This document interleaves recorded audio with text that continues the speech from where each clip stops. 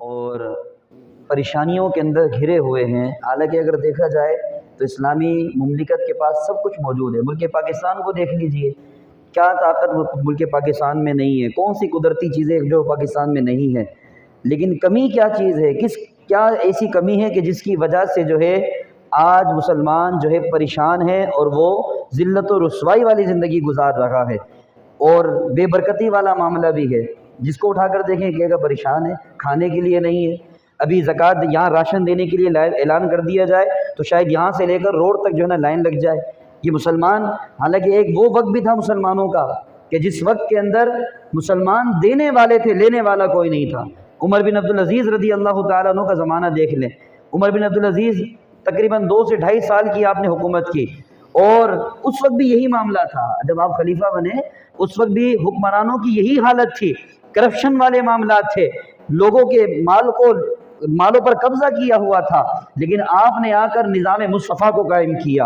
اور جب نظام مصطفیٰ کو قائم کیا تو 2.5 سال کے عرصے کے اندر مسلمانوں کی حالت یہ تھی کہ جو عاملین زکوٰۃ ہوتے تھے، زکوٰۃ لینے والے حکومت کی طرف سے لوگوں سے زکوٰۃ لے لیا کرتے تھے، لیکن جس کو بھی دیکھیں زکوٰۃ دینے کے حوالے سے ہر کوئی منع کرتا، یعنی کوئی مسلمان ایسا تھا ہی نہیں کہ جو زکوٰۃ دینے والا ہو، سب دینے والے تھے۔ پھر اب مشورہ کیا گیا علماء کرام سے کہ کیا کیا جائے، تو کہا کہ ذمی کافر جو ہیں ان کو جو ہے نا قرضے کے طور پر دیا جائے، مسافر خانے بنا دیے جائیں۔ یعنی زکوٰۃ کے مصرف کو پھر علماء کی مشورے سے تبدیل کیا گیا کہ اگر یہاں تو سب زکوٰۃ دینے والے ہیں، لینے والے ہی کوئی نہیں ہے۔ لیکن آج آپ دیکھیں، آج صرف اعلان ہو جائے نا کہ بھئی کل یہاں پر راشن تقسیم ہوگا یا کل یہاں پر پیسے تقسیم ہوں گے، تو آپ خود اندازہ لگائیں، یہ پورا گراؤنڈ بھی اگر رکھیں گے نا پورا بھر جائے گا، پورا بھر جائے گا۔ لینے والے اتنے سارے ہیں۔ وجہ کیا ہے؟ وجہ یہی ہے جو اللہ رب العالمین نے قرآن مجید میں ارشاد فرمایا، سورہ مائدہ کی آیت نمبر 66 میں اللہ رب العالمین نے ارشاد فرمایا، وَلَوْ أَنَّهُمْ أَقَامُوا التَّوْرَاةَ وَالْإِنْجِيلَ وَمَا أُنزِلَ إِلَيْهِمْ مِنْ رَبِّهِمْ لَأَكَلُوا مِنْ فَوْقِهِمْ وَمِنْ تَحْتِ أَرْجُلِهِمْ۔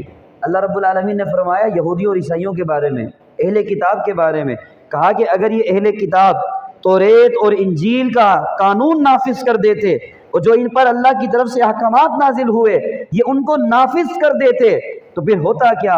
تو اللہ نے فرمایا لَأَكَلُوا مِنْ فَوْقِهِمْ، ان کے اوپر سے بھی رزق کی بارش ہوتی، زمین کے اندر سے بھی رزق کی بارش ہوتی۔ تو یہ توریت اور انجیل کا نظام قائم کرنے کی برکت ہے۔ تو جب قرآن کا نظام قائم ہو جائے تو پھر دیکھیں کیسی برکتیں ہوں گی۔ تو آج قرآن کا نظام نہیں ہے، آج ہمارا ملک اسلامی ملک تو ہے لیکن یہاں پر نظام قرآن کا نہیں ہے۔ قرآن کا نظام کیسے آئے گا؟ اس کے لیے ہم سب کو کوششیں کرنی ہے، ہر مسلمان کی ذمہ داری ہے، اپنی پوری زندگی لگا دے کہ نظام مصطفیٰ قائم ہو جائے، دین کا قانون نافذ ہو جائے۔ جب یہ ہم ذہن بنا لیں گے اور اس کے لیے تگ و دو شروع کر دیں گے، اور جب نظام مصطفیٰ قائم ہو جائے گا نا، پھر دیکھیں کیسی برکتیں نازل ہوتی ہیں، پھر دیکھیں کیسی رحمتیں نازل ہوتی ہیں۔ آج ہم لوگوں نے سمجھ لیا کہ ہم غیروں سے دوستیاں اپنائیں گے تو پھر برکت ہوگی۔ ایک وقت وہ بھی تھا جب فرانس کے اندر گستاخانہ خاکے شائع کیے گئے حکومتی سطح پر، اور جب ہم مسلمانوں نے مطالبہ کیا کہ ان سے بائیکاٹ کر دیا جائے تو ہمیں جواب کیا دیا گیا؟ ہمیں جواب یہ دیا گیا کہ اگر فرانس سے تعلقات ختم کر دیں گے تو پورے یورپی یونین جو ہے، یورپی ممالک ہم سے بائیکاٹ کر دیں گے، اور پھر جو ہے ہماری معیشت تباہ ہو جائے گی۔ کوئی تعلق ختم نہیں کیے، معیشت تو پھر بھی تباہ برباد ہو گئی ہے، معیشت تو پھر بھی تباہ ہو گئی ہے۔ آپ تاریخ اسلام کو اٹھا کر دیکھ لیں، ایسے ایسے واقعات آئے جس زور میں نظام مصطفیٰ قائم تھا نا، اس زور میں کیسی کیسی برکتیں نازل ہوتی تھی۔ سلطان محمود غزنوی رحمۃ اللہ تعالیٰ علیہ کا دور کا واقعہ ان کی تاریخ میں پڑھ رہا تھا، تو ایک وقت آیا کہ حکومت بڑی پریشان ہو گئی، حالانکہ وہ تو نظام مصطفیٰ کا نفاذ والے تھے، وہ جہاد والے تھے، سلطان محمود غزنوی رحمۃ اللہ تعالیٰ علیہ۔ کچھ وقت کے لیے پریشانی آئی، لیکن وہ پریشانی دور کیسے ہوئی؟ ایک جگہ پر کھدائی چل رہی تھی، وہاں سے جو ہے سونے کے خزانے نکل کر آ گئے۔ یعنی اللہ رب العالمین نے جو فرمایا لَأَكَلُوا مِنْ فَوْقِهِمْ وَمِنْ تَحْتِ أَرْجُلِهِمْ، تم نظام مصطفیٰ قائم کر کے تو دیکھو، تم اللہ رسول کے قانون کو نافذ کر کے تو دیکھو، پھر دیکھو اللہ کیسی رحمت اور برکت نازل فرماتا ہے۔ پھر مسلمان پریشان نہیں ہوگا۔ آج پریشانی ہم کہیں اور ڈھونڈ رہے ہیں، پریشانی کا حل کہیں اور ڈھونڈ رہے ہیں۔ پریشانی کا حل یہی ہے جو اللہ نے قرآن میں بیان کر دیا۔ کیا کرنا ہے؟ نظام مصطفیٰ کو قائم کرنا ہے۔ جب عوام مطالبہ کرے گی، جب ہر ایک کی زبان پر ہوگا کہ نہیں نظام مصطفیٰ چاہیے ہمیں، نظام مصطفیٰ، کیوں نظام مصطفیٰ نہیں لاتے؟ یہود و نصارہ کو سب سے زیادہ پریشانی انہی لوگوں سے ہوتی ہے انہی مسلمانوں سے ہوتی ہے کہ جو نظام مصطفیٰ کی بات کرتے ہیں. ان کو پتہ جب ان کا نظام آ جائے گا نا تو پھر ہم جو ہے اپنے بلوں میں گھس جائیں گے. یہ ہے تاریخ کے اندر. آپ اٹھا کر دیکھ لیجئے سلطنت عثمانیہ جب تک قائم تھی، مسلمانوں کی بہت بڑی سلطنت، 100 سال پہلے یہ خاتمہ ہوا.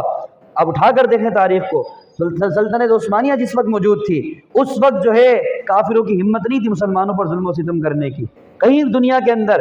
بلکہ یہ فرانس، یہ جو سب سے بغیرت ملک ہے نا، یہ اس وقت بھی کوششیں کرتا تھا.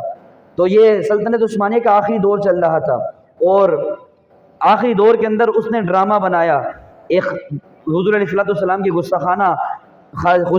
چیز کے اوپر ایک ڈرامہ بنایا، اور اس کو اپنے سینما گھروں کے اندر چلانے کا سلسلہ جب شروع کیا تو اس وقت جو سلطان عبدالحمید تھے نا، انہوں نے فرانس کے سفیر کو بلا کر نرم بات نہیں کی کہ نہیں ہمیں بڑی تکلیف ہوتی ہے، تم اس طرح کام نہ کرو، تم اس طرح کرتے ہو تو ہمیں بہت تکلیف ہوتی ہے، ایسا نہیں کرو. نہ کہا کہ اگر تم نے یہ شائع کیا تو سن لو، میں سلطان عبدالحمید میں تمہیں کہہ رہا ہوں، پھر میں اگلے دن تم سے جنگ کرنے کے لیے آ جاؤں گا.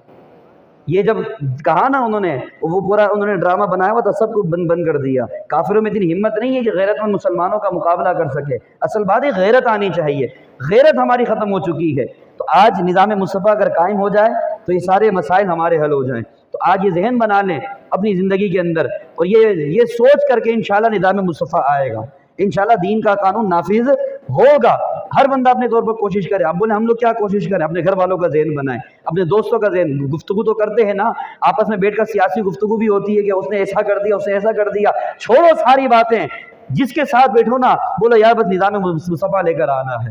تاریخ اسلام پڑھنا شروع کر دو. یا جب نظام مصطفیٰ تھا مسلمان کیسے ترقی عروج، اور نظام مصطفیٰ کے اندر سے مسلمان ہی نہیں، نظام مصطفیٰ جب قائم ہوتا ہے نا تو کافر بھی خوش ہو جاتے ہیں. اب اٹھا کر دیکھیں اسپین کے اندر جب نظام یہ اسلامی حکومت ختم ہوئی وہاں سے اور زوال پذیر ہوئی، تو جب وہاں سے اسلامی فوج جا رہی تھی نا اسپین سے، تو عیسائی عوام کی بات کر رہا ہوں، رو رہے تھے. وہ عیسائی عوام رو رہی تھی اور کہہ رہی تھی کہ ہمیں جتنا سکون آپ کی حکومت میں ملا ہے نا، اپنی حکومت میں ہمیں ایسا سکون نہیں ملے گا.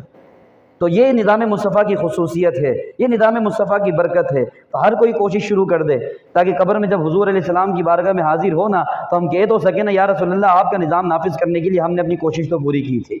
آگے کامیابی دینے والی ذات اللہ کی ہے، ہمارا کام صرف کوشش کرنا ہے. صحابہ کرام کیوں نکل پڑے تھے؟ صحابہ کرام پوری زندگی آپ نے اسی مقصد کے لیے نکالی. کسی صحابی کا مزار دنیا کے ہر کونے میں جا کر دیکھ لو، پاکستان میں صحابہ کے مزار آپ کو ملیں گے، انڈیا کے اندر صحابہ کرام کے مزار ملیں گے. وہ کیا کرنے کے لیے یہاں پر آئے تھے؟ وہ صرف نظام مصطفیٰ کے قیام کے لیے یہاں پر آئے تھے، اللہ رسول کے قانون کو نافذ کرنے کے لیے آئے تھے. تو آج یہ جب ہم نظام مصطفیٰ کو سمجھ لیں گے اور ہم آپس میں گفتگو نظام مصطفیٰ کی کریں. اب کوئی بولا ہے نظام مصطفیٰ قائم ہو جائے گا تو پھر ہاتھ کاٹنا شروع ہو جائیں گے. یہ سزا بھی اللہ رب العالمین نے. آج باہر نکلتے تو ہمیں ہر جگہ خطرہ رہتا ہے کہ کئی ڈکیت آ جائیں گے، موبائل چھین لیں گے، جان سے مار دیں گے، ہر وقت خطرہ رہتا ہے نا.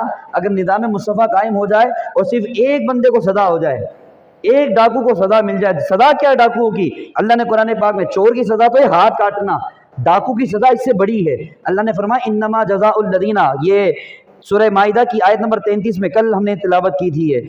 اللہ نے فرمایا انما جزاء الذین یحاربون اللہ ورسولہ ویسعون فی الارض فسادا ان یقتلوا او یصلبوا او تقطع ایدیہم وارجلہم من خلاف او ینفوا من الارض. کہا کہ جو ڈاکو ہیں نا، ڈاکوؤں کی بھی قسمیں ہوتی ہیں.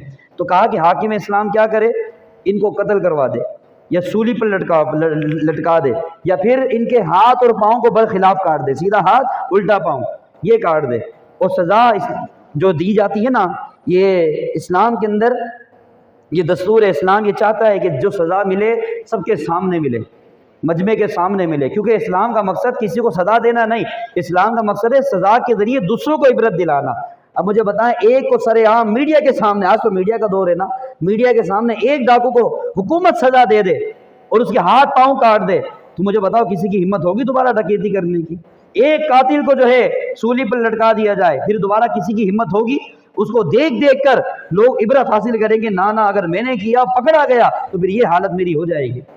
تو یہ نظام مصطفیٰ کی خصوصیات ہے. نظام مصطفیٰ آ جائے گا تو زیادہ وقت نہیں لگتا، ساری جرائم بھی ختم ہو جائیں گے اور برکتیں بھی نازل ہونا شروع ہو جائیں گے. تو یہ اپنا ذہن بنائیں کہ انشاءاللہ ہمیں نظام مصطفیٰ کے قیام کے لیے اپنا کردار ادا کرنا ہے. نظام مصطفیٰ کی خصوصیات کو مطالعہ کریں، تاریخ اسلام کا مطالعہ کریں، پھر ایک دوسرے کے ساتھ گفتگو کریں تو یہ چھوڑ دو کہ یار فلاں تحریک نے ایسا کر دیا، فلاں تنظیم ایسا کر رہی ہے، فلاں حکمران ایسا کر رہا ہے، چھوڑ دو، بس کہو کہ یار ہمیں کوشش کرنے کی نظام مصطفیٰ آ جائے۔ ایک ایک کر کے اس طرح کریں گے نا، ایک ایک کر کے سارے معاملات کو ایک ایک کر کے ذہن بنائیں گے تو انشاءاللہ وہ وقت دور نہیں کہ جب پوری عوام اٹھ کر ایک ہی نعرہ لگائے گی کہ ہمیں حضور کا نظام چاہیے، ہمیں حضور کا نظام چاہیے۔ تو یہ نظام مصطفیٰ کی برکت۔ آج ہم نے 7ویں پارے سے تلاوت شروع کی۔ 7ویں پارے کے شروع میں اللہ رب العالمین نے نبی پاک علیہ الصلوۃ کی طاقت کو بیان کیا۔ اللہ نے فرمایا وَإِذَا سَمِعُوا مَا أُنزِلَ إِلَى الرَّسُولِ تَرَىٰ أَعْيُنَهُمْ تَفِيضُ مِنَ الدَّمْعِ، اللہ نے فرمایا جب وہ سنتے ہیں اس کو جو رسول کی طرف نازل کیا گیا یعنی قرآن، تو تَرَىٰ أَعْيُنَهُمْ، اے حبیب آپ ان کی آنکھوں کو دیکھتے ہیں۔ تو یہ کس کے بارے میں نازل ہوئی ہے؟ اگر یہ شان نزول دیکھا جائے تو یہ حبشہ کے بادشاہ کے لیے نازل ہوئی۔ جب ان کے سامنے صحابہ نے قرآن پڑھا تو وہ قرآن سن کر رونے لگا، اسلام قبول کر لیا تھا، رونے لگا، آنسو نکلنے لگے۔ وہ تو حبشہ میں، نبی پاک علیہ الصلوۃ مکے میں تھے، جب مسلمانوں نے پہلی ہجرت حبشہ کی طرف کی تو اس وقت وہ قرآن سن کر رویا۔ اللہ نے کیا فرمایا؟ اے حبیب آپ اس کی آنکھوں کو دیکھ رہے ہیں، وہ آنسو بہا رہی ہے۔ کیا پتا چلا کہ حضور علیہ السلام کی آنکھوں میں یہ پاور ہے کہ آپ مکے میں رہ کر حبشہ کی بادشاہ کو دیکھتے ہیں کہ وہ قرآن سن کر رو رہا ہے۔ وہ شان نزول کے اعتبار سے دیکھا جائے تو یہ اس کا معنی، یہاں بھی طاقت، اور قرآن پاک یہ تو قیامت تک کے لیے، اور یہاں دیکھا جائے تو یہ ہر ایک کے لیے کہ قیامت تک کوئی بھی مسلمان قرآن کو سن کر اس کی آنکھوں سے آنسو نکل جائے نا تو حضور علیہ السلام اس کی آنکھوں کو دیکھتے ہیں۔ جس طرف اٹھ گئی دم میں دم آ گیا، اس نگاہ عنایت پہ لاکھوں سلام۔ اور پھر 7ویں پارے کے اندر اللہ رب العالمین نے سورہ مائدہ کی آیت نمبر 87 میں ارشاد فرمایا ان لوگوں کے لیے کہ جو حلال چیزوں کو حرام کر دیتے ہیں، بلا وجہ کا فتویٰ لگا دیتے ہیں، 11ویں شریف حرام، نیاز ہو گئی، نیاز دے دی کسی کھانے پر تو حرام، فلاں بزرگ کی نیاز دلوا دی تو حرام، یہ سویم کا کھانا ہے، یہ 40ویں کا کھانا ہے، حرام، اس طرح کی باتیں کر کے وہ بلا وجہ چیزوں کو حرام کر دیتے ہیں۔ تو یاد رکھیں اللہ رب العالمین نے قرآن پاک میں کیا فرمایا؟ یا ایھا الذین آمنوا لا تحرموا طیبات ما احل اللہ لکم، اے ایمان والوں جو اللہ نے پاک چیزیں تمہارے لیے حلال کر دی ہیں نا ان کو حرام نہ کہو، ان کو حرام نہ کہو۔ اور کہا کہ جو اس کو حرام کہنے والا ہے وہ حد سے بڑھنے والا ہے۔ اور آگے ایک اور جگہ پر، اسی جگہ پر اللہ رب العالمین نے اس کی اگلی والی آیت کے اندر ارشاد فرمایا کہ اللہ رب العالمین نے جو چیزیں حرام ہیں اس کا تفصیلی بیان کر دیا ہے کہ کون کون سی چیزیں حرام ہیں، اور جس کا اللہ رب العالمین نے بیان کر دیا وہ حرام ہے وہ تو حرام ہے، اور جس کے بارے میں بیان نہیں کیا تو وہ جائز ہے۔ وہ کیا ہے؟ یہ اصول یاد رکھیے گا، حرام چیزوں کا بیان قرآن پاک میں ہے، احادیث طیبہ کے اندر ہے، وہ جس کا بیان نہیں ہے تو اس کا مطلب کیا ہے؟ وہ چیز جائز ہوتی ہے، وہ چیز کیا ہے؟ جائز ہے۔ تو اللہ رب العالمین نے کہا کہ ہم نے تو تفصیلاً حرام چیزوں کا بیان کر دیا ہے، تو پھر اللہ کی حلال چیزوں کو حرام کیوں قرار دیتے ہو؟ ایمان والوں کو حکم دیا کہ حرام نہ ٹھہر، اگر کوئی حرام کہتا ہے تو اس کے بعد دلیل ہونی چاہیے، اور دلیل کیا دیتے ہیں؟ 6 پارے کے اندر ہم نے کل پڑھا تھا نا، وہ آیت کریمہ دلیل دیتے ہیں کہ اللہ نے فرمایا حرمت علیکم المیتۃ والدم ولحم الخنزیر وما اہل لغیر اللہ، کہا کہ اللہ نے مردار کو، خون کو، خنزیر کو، اور وہ چیز جس پر غیر اللہ کا نام آ جائے اس کو بھی حرام قرار دیا ہے۔ یہ آیت کریمہ پڑھ کر وہ 11ویں کے کھانے کو حرام کہتے ہیں کہ کھانے پر کیا ہو گیا؟ غیر اللہ کا نام آ گیا۔ اور آیت کون سی پڑھتے ہیں؟ وما اہل لغیر اللہ، اور ایک جگہ پر آیا وما اہل بہ لغیر اللہ، کہ جس چیز پر غیر اللہ کا نام آ جائے۔ تو ہم نے کہا کہ اگر یہی اس کا مطلب ہے پھر تو بندہ کسی بھی چیز کو استعمال نہیں کر سکتا، پھر تو بندہ کسی بھی چیز کو استعمال نہیں کر سکتا۔ اب مجھے ایک بتائیں، ہم بولیں یار یہ گھر کس کا ہے، آپ کے گھر کی طرف کوئی اشارہ کر کے پوچھے گھر کس کا ہے، آپ کیا بولیں گے؟ میرا گھر ہے۔ اب گھر پر غیر اللہ کا نام آ گیا، اس کو استعمال کرنا حرام ہو گیا۔ مثالیں تو بہت ساری بن سکتی ہیں۔ یہ کھانا کس کا؟ ولیمے کا کھانا ہے، فلاں کے ولیمے کا کھانا ہے، آ گیا غیر اللہ کا نام، وہ بھی حرام ہو جانا چاہیے۔ گائیں لے کر جا رہے ہیں قربانی کی، کس کی گائیں؟ میری گائیں، غیر اللہ کا نام آ گیا، حرام ہو جانا چاہیے۔ تو یہ قرآن پاک کا مطلب نہیں ہے جو یہاں پر یہ لوگ بیان کر کے 11ویں کے کھانے کو حرام کرتے ہیں نا، یہ مطلب نہیں ہے، بلکہ مطلب کیا ہے یہاں پر کہ وما اہل بہ لغیر اللہ، کہ ذبح کرتے وقت جس جانور پر غیر اللہ کا نام آ جائے وہ حرام ہے، یہ قرآن پاک کا مطلب ہے۔ اگر وہ مطلب لیا جائے جو لوگ بیان کر کے 11ویں کے کھانے کو حرام کرتے ہیں تو اس مطلب کے تحت تو بہت ساری چیزیں حرام ہو جائیں گی. بندے کو تو کپڑے پہننا بھی حرام ہو جائے گا, کپڑوں پر غیر اللہ کا نام آ جائے گا تو وہ بھی حرام ہو جائیں گے, بہت ساری چیزیں پھر تو حرام ہو جائیں گی. تو وہ مطلب نہیں ہے قرآن پاک میں جو بیان کیا جاتا ہے, بلکہ کیا مطلب ہے کہ ذبح کرتے وقت جس جانور پر غیر اللہ کا نام لیا جائے وہ جانور حرام ہو جاتا ہے. اور یہ تو ہم کہتے ہیں اگر کوئی غوث پاک کے لیے غوث پاک کے نام کی نیاز کرنے کے لیے بکرا پالتا ہے تو ذبح کرتے وقت غوث پاک کا نام لیتا ہے. کون ایسا بندہ ہے جو غوث پاک کا نام لیتا ہے؟ کوئی بھی نہیں لیتا. ذبح کرتے وقت سبھی کہتے ہیں بسم اللہ اللہ اکبر, اور ہم یہ کہتے ہیں اگر کوئی جاہل قسم کا آدمی وہ ذبح کرتے وقت غوث پاک کا نام لے لے, ہم کہیں گے وہ حرام ہو گیا, ہم کہیں گے وہ حرام ہے. کیونکہ ذبح کرتے وقت غیر اللہ کا نام نہیں لینا, ذبح کرتے وقت کیا ہے اللہ رب العالمین کا نام لینا ہے, بسم اللہ اللہ اکبر.